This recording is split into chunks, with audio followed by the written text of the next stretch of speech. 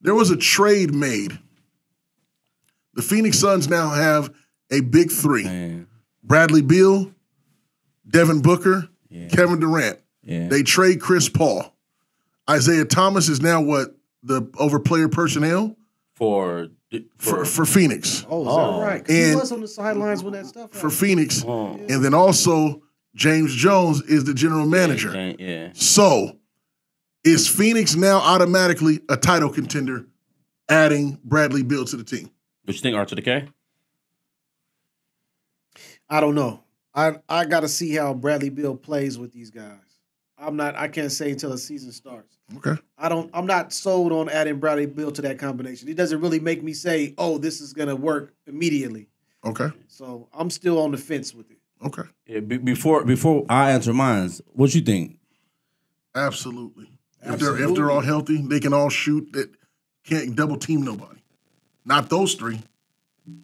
That's what we said when KD got there with Devin Booker. but Chris Paul, and you couldn't guard neither one of them. It was just only them. Yeah. Here's a third person.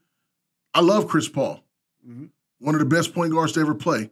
The smartest point guard to ever play to make money at under 6 foot and under. He made the most money out of any other point guard in NBA history.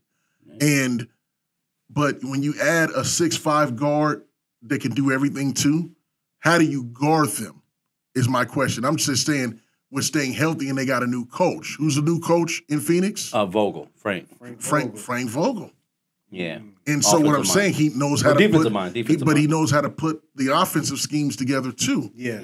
And so good coach. Right. He was the Pacers coach for a while, right? Pacers and the championship. In the Lakers. But so what I'm saying is, how do you guard KD healthy? How do you guard Devin Booker healthy? How do you guard Bradley Beal healthy? And I think it's a big contingent on healthiness because that goes a long ways. But I think it puts them in a title talk in the West based off of they being healthy. And I'm glad that you went before me because that's where I was going to go with it. I wasn't – they're not at the top for me. Okay. They're in title talk, but they're not – because we don't know what the team is looking like. Right now on their roster, they only have 5 players. They have D-Book, Bradley Beal, KD – DeAndre Ayton and Cam Johnson.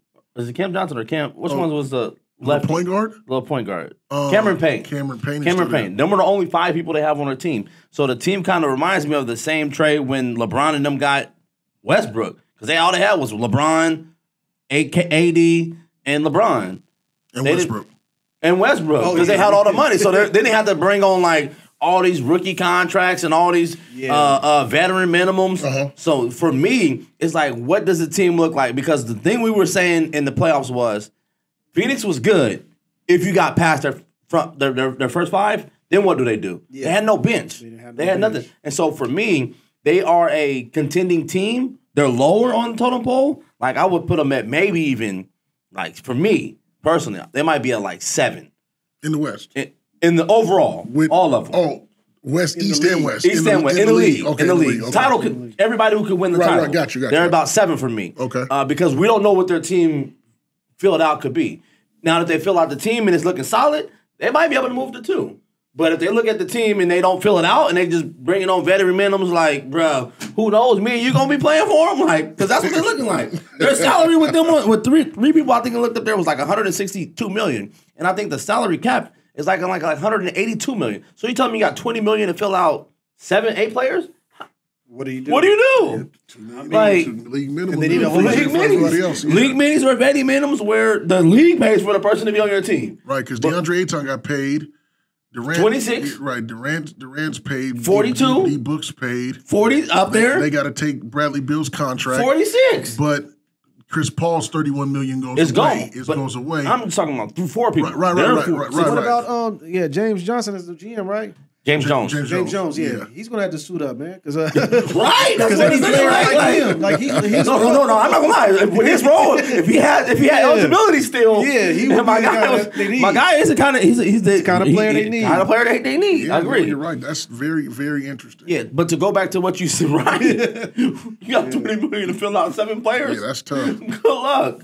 One player could be $20 million, but to hear what you're saying, like that combo of just offensive, Yeah. If we looked at that from an offensive lens, that would be a tough team to go against. And that was one thing that you said that I liked it was health.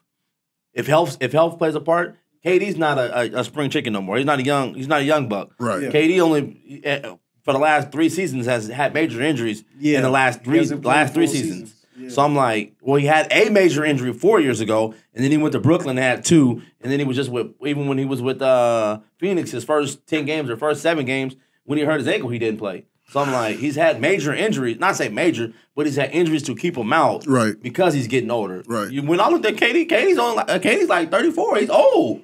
Like we look at him like he's young. KD's kind of old. I think that's why I went on that last podcast when we were talking about it. Him and Giannis, and one being ascending and one sunsetting. You know what I mean? Because KD he's got some miles on him, man. Yeah. Well, he played for the Sonics. Right. You know what I'm saying? The Sonics been gone The Sonics been gone for a while. So right. I think he played 2 seasons when he was here. Right, and that's what I'm saying. Is like that. He's one of the greatest, but at the end, Father Time is undefeated. Father Time's undefeated. He's definitely undefeated. And he's on the other side. Yeah. He's on the other side. Yeah, I mean his decline might not be so big, but he's on the other side. Right, yeah, he's still a good. He's still a solid, still polished for sure. Absolutely, one of the still best offensive minded, if not the legends that we've ever seen in this game at 7 foot to be able to do what he does. Yeah.